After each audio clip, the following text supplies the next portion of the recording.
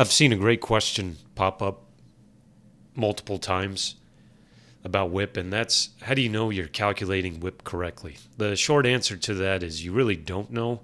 And by that I mean there's no way to say, hey, I've got this underbilling or I've got that overbilling and it's correct. There's really no way to tell if it's correct. Why? Because this is all primarily driven with estimates, and they're called estimates for a reason. You really don't know if the estimate is accurate. But there are things you can do to ensure the WIP is as accurate as possible, and we're going to cover those things now. So what can you know? Well, you can know these three things. One is the contract price. The contract price you have listed on your WIP report should agree to the actual contract, that physical contract you have with the general contractor or the project owner, including any approved change orders. So if you open the drawer, list of projects, you pull out that contract. If it's for $1 million, that should show up on your WIP as the contract price. Pretty straightforward there. Again, with approved change orders, you'll want to make sure you have those well documented and incorporate that into your WIP as well. Number two is the cost to date. The cost to date should agree to your job subledgers. So anytime you get an invoice, you stamp it and say it's for this job or that job. If it's material, subcontractor, or other costs, you record it to your software. That's keeping track of everything by job. Ultimately, when you run those inception to date numbers, that should agree to what you're using on your WIP report. You don't want to include too much. You don't want to include too little. So cutoff there is something you really need to pay attention to. You don't want to include amounts that have been incurred in subsequent periods. You don't want to exclude amounts that were incurred through the current period but recorded in the subsequent period as well. But you should have support for all those costs. You pull up an invoice for $15,000, ultimately that makes up one of the costs to date balances. The same thing goes with billings to date. You have your AIA progress billings that you can point to and say, okay, we've billed to date this much. That should tie to your WIP report there too. So you have something to substantiate this as well. That includes retainage as well. Don't forget that. You want to include retainage in your billings to date, but these three items are things that you can fall back on and say, okay, I have documentation for this. If I were to go in and request support, I would be able to. You can hand me a contract. I can look over it and say, yeah, that agrees to the WIP. I can get your job subledgers and say, yeah, that amount agrees to that. I could pull up detail behind those ledgers and test it and see, was this really related to those jobs, whether it's costs or billings? I can figure that stuff out. So it's something you can essentially point to and say, yes, that is what happened.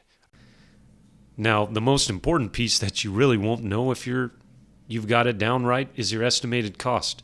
The total cost of the project. You don't know. You just started it off. You have an idea going into it before you bid the job and won it. You said it's going to cost about $1 million, or that's what we think it's going to cost, but you don't know that.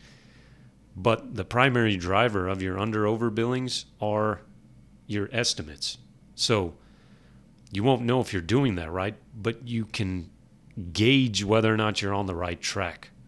So I've listed a couple items here. One is if you have high underbillings. Pardon me, I'm just going to read through this and explain what I mean. High underbillings may mean your total estimated cost is too low. You may be looking at higher total cost than originally anticipated because you're saying, hey, I'm going to make a lot of money. It just hasn't happened yet. So it's almost postponing that home run. Like, hey, trust me, I'm good for it. But your activity's not showing. Your billings and costs are skewed. Your actual gross profit based off of billings and costs is not where it should be of what you're anticipating. So it can look a little suspicious. It raises red flags when you have high underbillings. It's saying, yeah, you're going to do great. You're going to do great. It's just not time yet. It's just, trust me, it'll come. It'll happen.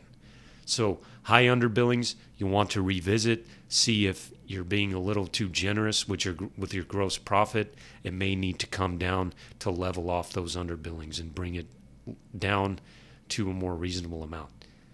Somewhat of the same concept with high overbillings. High overbillings may mean you're being too conservative with your total estimated cost.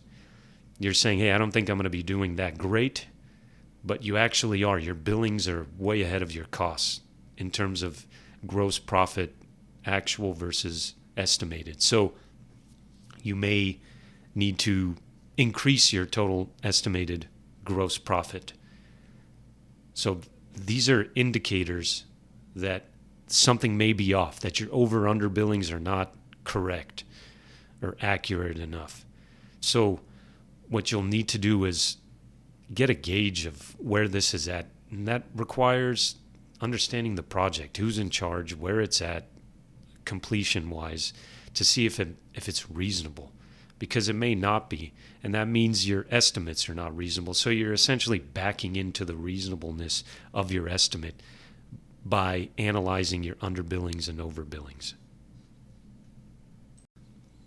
On a side note, I'd like to emphasize anytime you have a spreadsheet calculating something, or if it's coming through the software, you'll want to verify that it's calculating correctly. So what you can do in a separate spreadsheet, or just grab your calculator and see if the actual calculation is working the way it should.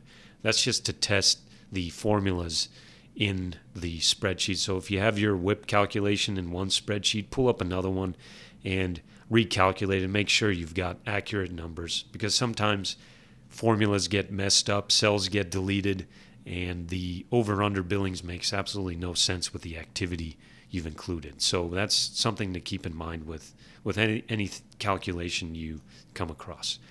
I hope that all made sense, and I hope it gave you a better perspective on where you should be when calculating WIP and how you can know you're on the right track. As always, feel free to reach out with any additional questions. Thanks for tuning in, and I'll see you in the next lesson.